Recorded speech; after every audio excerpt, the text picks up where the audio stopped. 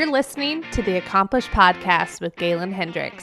Join Galen in the real, raw, and remarkable stories of her guests as she uncovers their inspirations, their failures, and their biggest accomplishments. We're so happy that you're here today.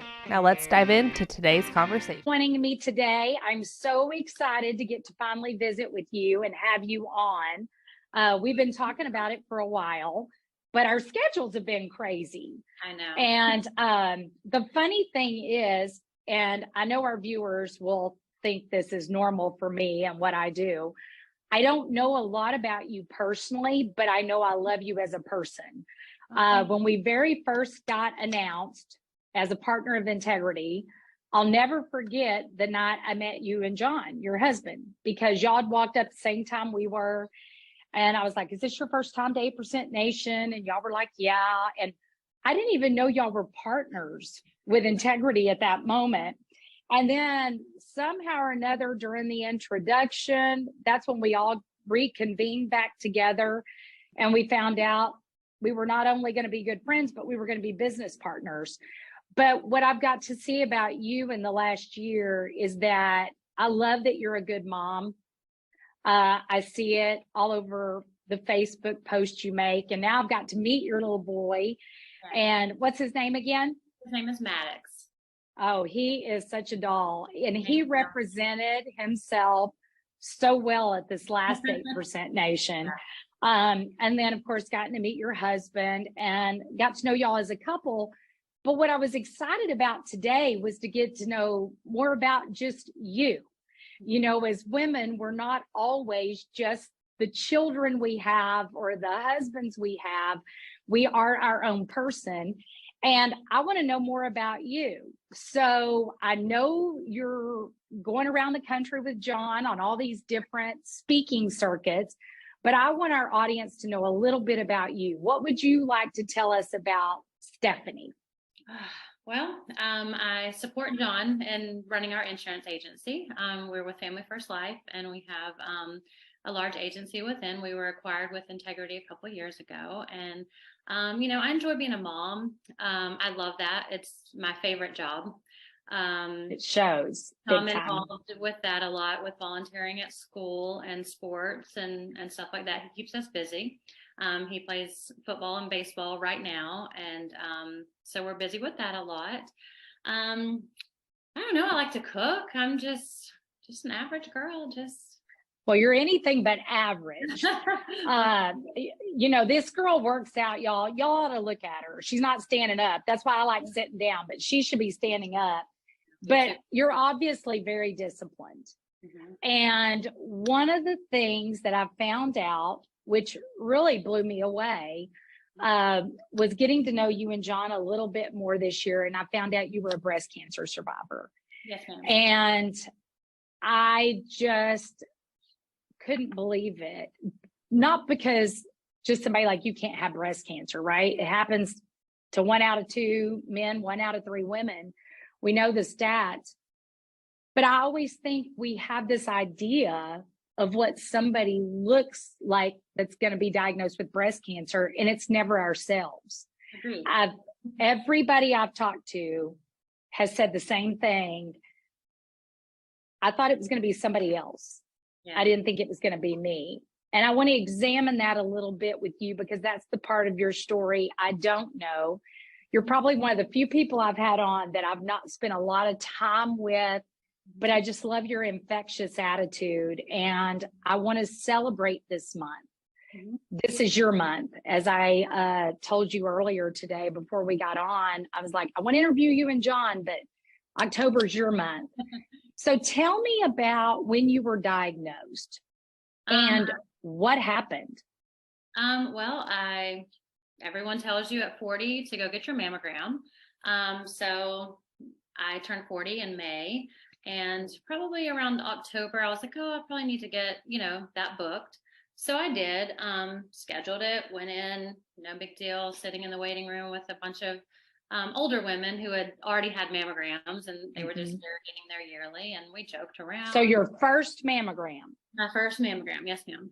And what year was this? 2017.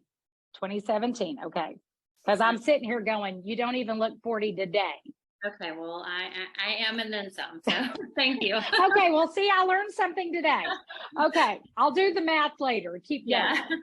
So went in for the routine mammogram, and they called me back, and said we see a little something, we're not sure, but everyone in my circle was like, oh, they always call you back for the first one, they need to get their markers, and it could be anything, but don't worry about it. So I didn't. I'm like, oh, this happens to everybody, so I went back in, and again, they were like, okay, this seems like something, we're not sure what. So they immediately sent me in, I think at that same appointment, for an ultrasound. And so they did that, and then it's just like a waiting game, and then they come back. It's emotional for me. I know, I told you it's going to happen. You and I both, we're going to be a mess. Yeah, because Maddox had to have been how old at this time? He was 6. 6. Well, he was just turning 6 at the end of October. His birthday is the 28th of this month. So October 28th? Yes, ma'am. That's my son's birthday. Cool. And I'm the mother of an only son as well. Yes. Oh my gosh. Okay. You're being brave. I know it's tough, but I like to know the ages. It's one of those things that just takes you back, It does. You can't leave the emotion, it just, once I start talking about it, it brings me right back in. So I did the ultrasound, and then it's just kind of like a waiting game. So then they call you back in. I remember them telling me it was cancer, and I was just like, what?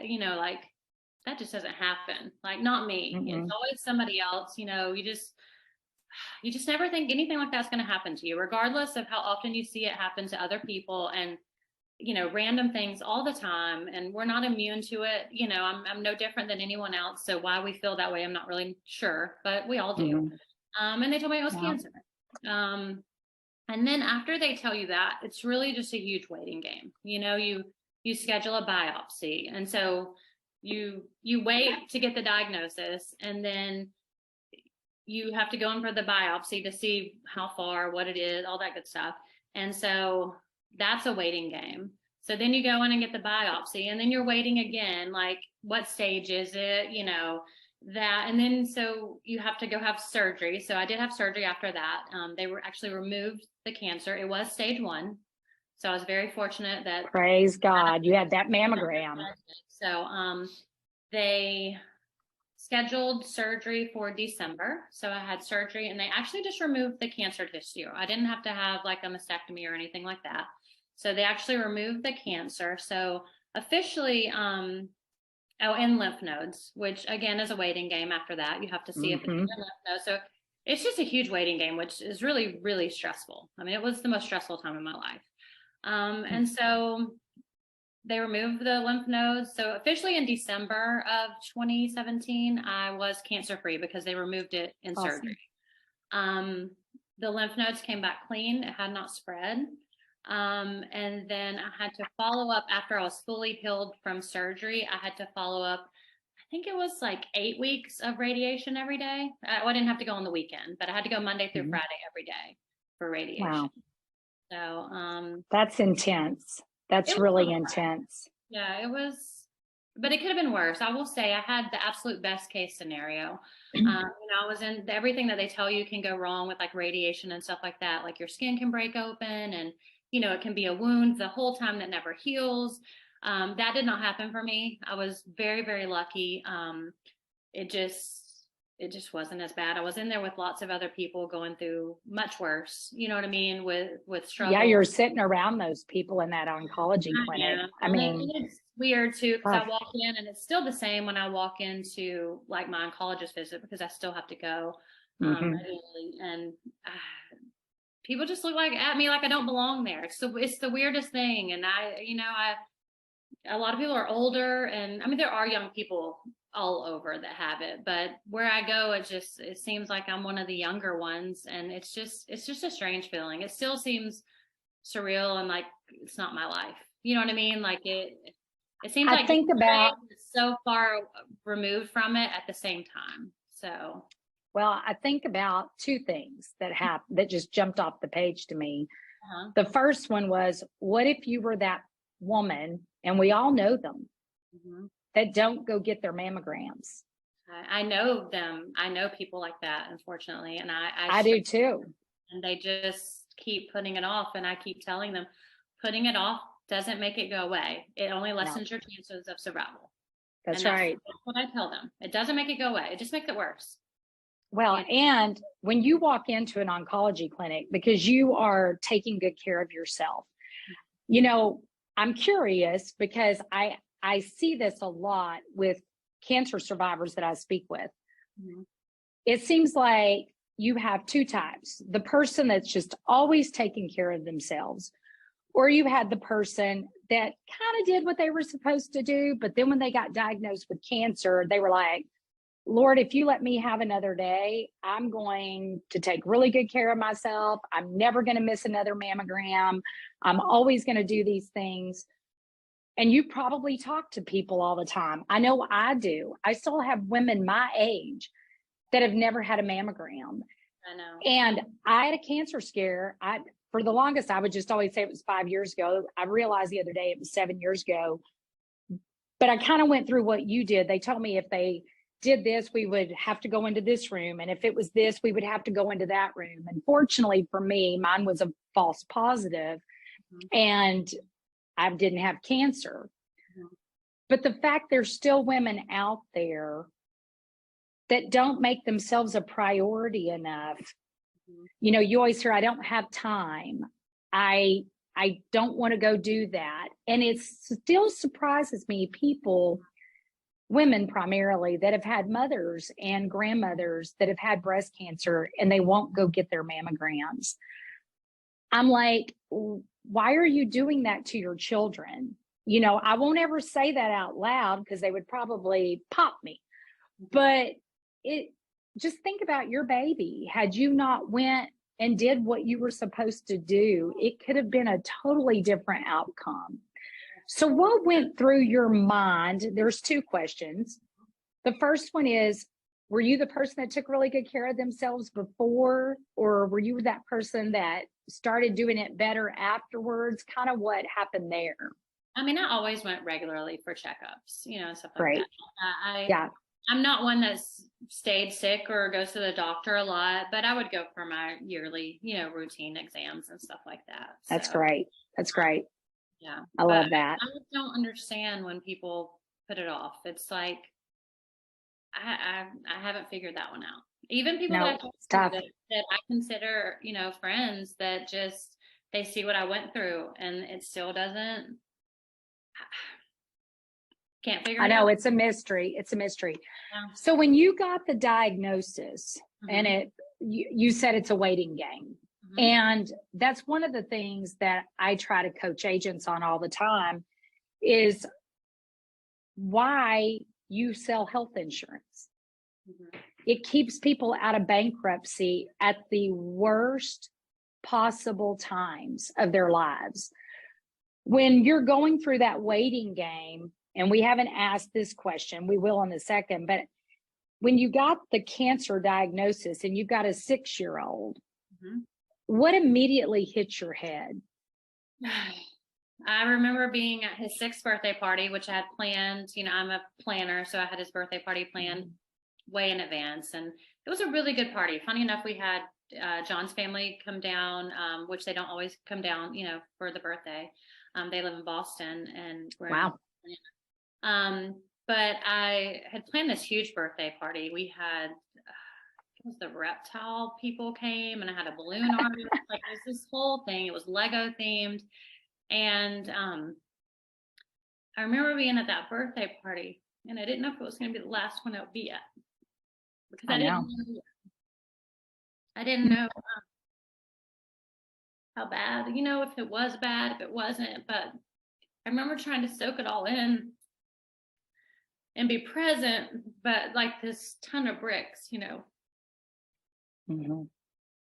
weighing down on me at the same time. So I was just trying to get through each day, you know, until I found out really what I was dealing with. But I knew I would handle it no matter what. I'm not somebody that just rolls over and, I just figure it out, Now I can see how you keep those two guys in line. It's like, we got to be here. We got to do this. We got to go. Yeah, that's my job. So tell me about John during this situation. He's an insurance agent. I know he sells primarily life. What was going on with y'all at the time? Were you in the insurance business when all this was going on? I was not. I actually still had a 9-to-5 job. I had worked there for many, many years, and he had been trying to get me to quit.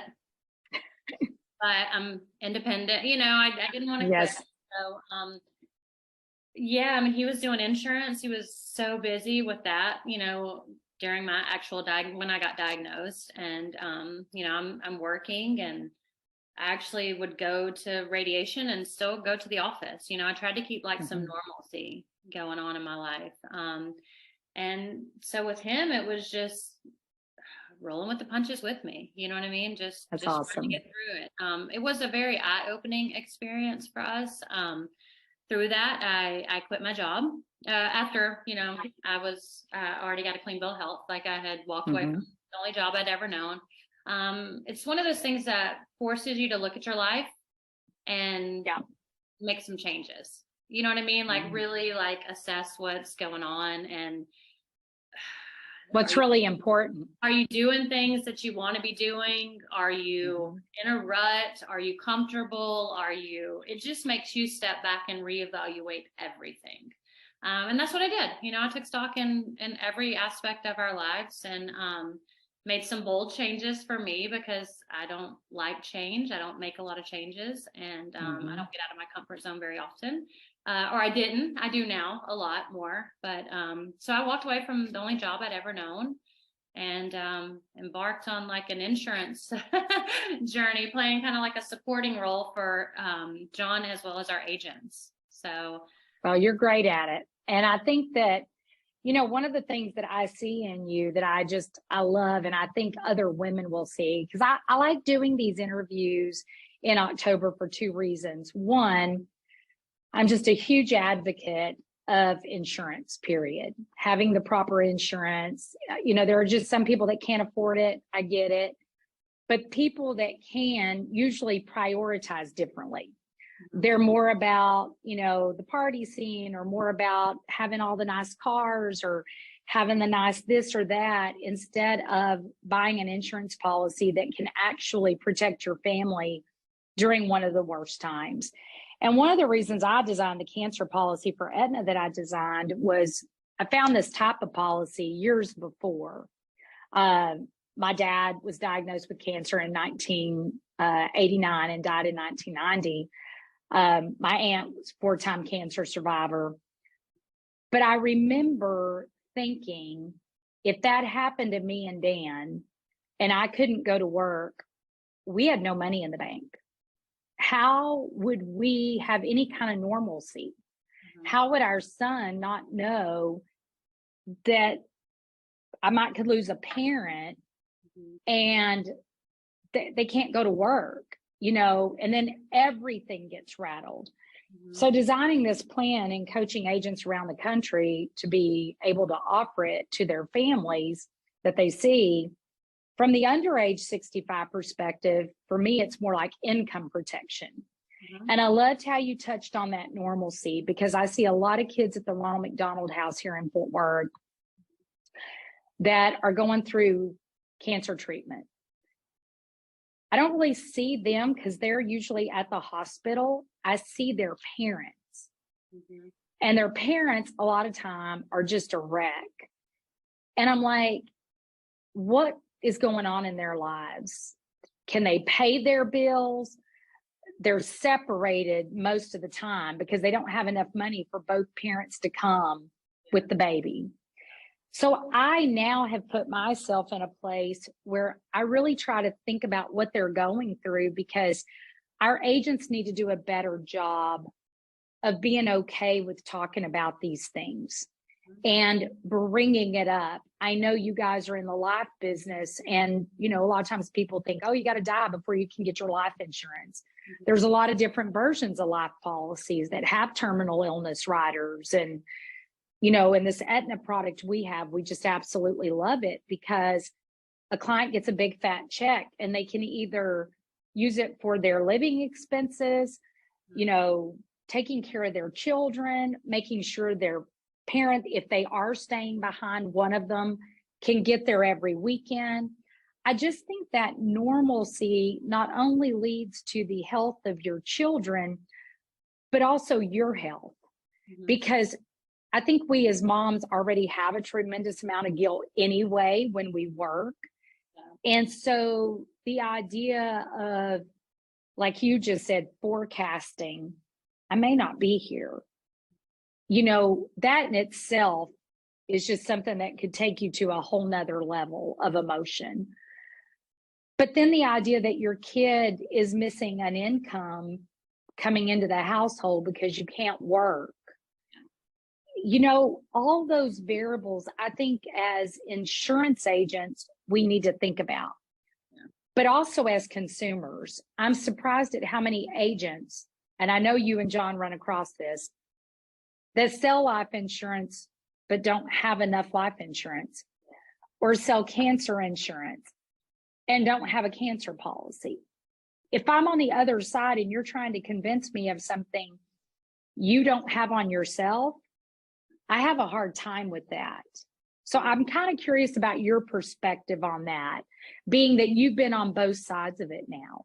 Yeah. So, I try to tell people because we are more so on the life side, but, I was very fortunate. Of course, I had enough life insurance, but Yes. if I did not though, and I had relied solely on my job, I had life insurance through my employer. People don't realize that goes away when you quit.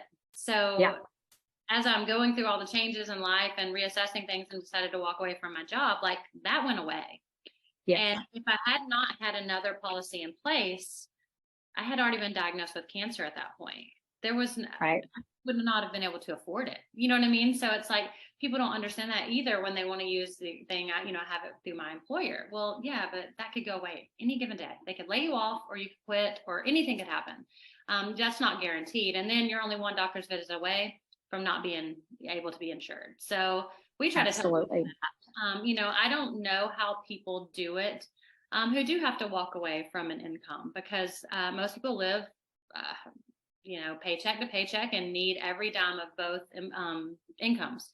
So I don't know how they do that. And I see it all the time that people are so sick that they can't work. I was very fortunate that I was able, to go and work every day, but people going through chemo and, it affects, even radiation affects the people differently. So not everybody is guaranteed, that income, and it could break you. If I had been diagnosed earlier in our marriage when we were broke, like it would have been hard to survive that. I mean, I had health insurance, but even after health insurance, and I thought I had a good plan, I would bet maybe 30 grand, out of pocket, because you're always going to the doctor. There's MRIs, there's radiation, it's just, I had to be on medication I just came off of it last year, and just so many expenses, and it could put people in a horrible situation, if they don't have anything in place. And I think that right there is, we have a lot of people watching these podcasts. We have consumers because, as you know, I push it out to everybody on my Facebook. I don't care who's watching it. People need to hear these stories. And I think what's so incredible, and I love that they call breast cancer survivors warriors, because I do think it's really, really hard. It predominantly affects females. And I read a study not too long ago that 90% of the breast cancer diagnosis were mothers. And I think what we have to do as women is just really just keep begging these women in our lives to go get a mammogram. Your story is so powerful. And like I told you at the beginning, I don't want to know a lot about you, because I was sitting here thinking, oh my gosh, what if she wouldn't have went for her baseline? What if she wouldn't have went back? What if she would have just said, well, my friends say that's normal, don't worry about it? Can you think of the women out there that actually listened? And I'm not saying your friends weren't with good intentions, because they don't want you to feel bad. They don't want you scared. They don't want you nervous. But I know me, and I'm that positive Patsy person. And the minute my friend said something like, and I didn't know about cancer, because that's what a lot of people are. That's where you were. They say, oh, don't worry about that. Everybody gets that. Everybody has that happen. There would be a lot of girls, and I knew a lot of these 40-somethings that would just go, I'm not going to go back. I did my baseline. And they come back the next year, and it's not the situation you had. You know, can you imagine the guilt? We already have mom guilt. All of us do. The mom guilt on me in that scenario would have been insurmountable, because I could have controlled that. Yeah. And I think that's what we all do. We second guess ourselves. I think, first of all, you take great care of yourself. It just goes without showing. And I mean, without saying. And I think one of the things that's so great about that is that you do value life. I see what y'all do with your son. You're taking him to all these great places with you, and you're showing him what you guys do. And you're not only teaching him work ethic and about family, but you're teaching him about responsibility. And I try to tell all the young moms out there, your kids are watching. You just don't know it until they get to be adults. And then there's some of the stuff that you go, oh, wish they didn't watch that part. But they do. But I think they need to know it's normal. You know, like husband and wives argue. They need to see that. They need to see resolution. I also think they need to see that just because you're diagnosed with cancer, it doesn't mean it's a death sentence. So I want to, first of all, congratulate you on being a survivor. That's an amazing, amazing story. Secondly, that's crazy awesome. I've hit the mark where I went to my cancer doctor. She's not the oncologist. She actually did my surgery and diagnosed me. But she told me I graduated. I went like 2 weeks ago. So that's awesome. Well, I always hear the 5-year mark's a big one. It is, yeah. And everybody gets excited about the 5 years, and then the 7 and the 10. And, you know, I tell agents every day, I wake up every morning and 1 hour a day, I study cancer stats of some sort, because I want our clients informed. I want to inform our agents. And when you think about how really inexpensive life insurance is, and how really inexpensive a cancer policy is, for around $1 a day, I know you guys use that, we use that. And I look at people who tell me they can't afford that, and I see the things they are doing. And I just want them to take a minute and think about what I said earlier. Your kids are watching. And when you say you can't afford something that's valuable to your family, if you're that 1 out of 2 men or those 1 out of 3 women that get diagnosed with cancer, and over age 50, that's where 87% of the cancers are being diagnosed. That's why when you're walking into these oncology clinics and these people look older than you, it's because the statistics are so much higher. And I think it's just inevitable that people know cancer exists. But what we as agents need to do a better job of is be okay talking about these hard things. And I really appreciate you taking the time today and talking about your story. I am so grateful.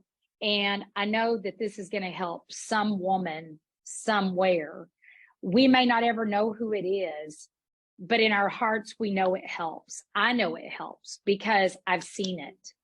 And I'm grateful and I'm thankful. And, you know, those of you that are watching this, if you're age 40 and you're not going in for regular female checkups, go get a mammogram and then go find yourself a gynecologist and get your well woman checkup.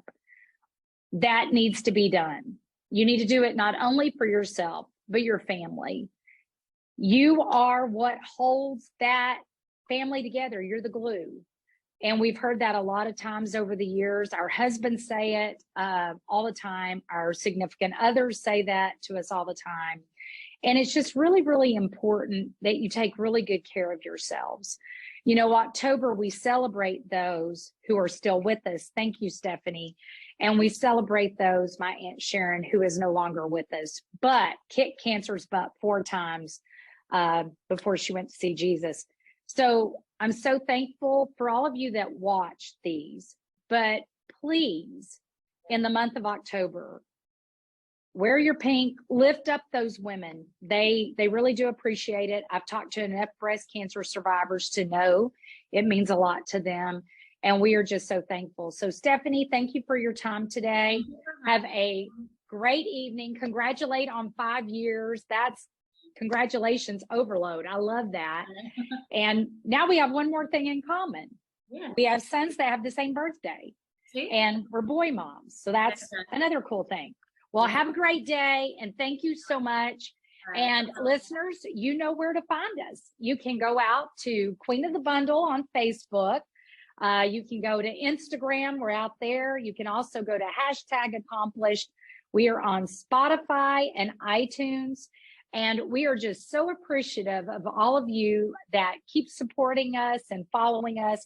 And more importantly, for taking care of your clients the way you do. Have a great day, and thanks again.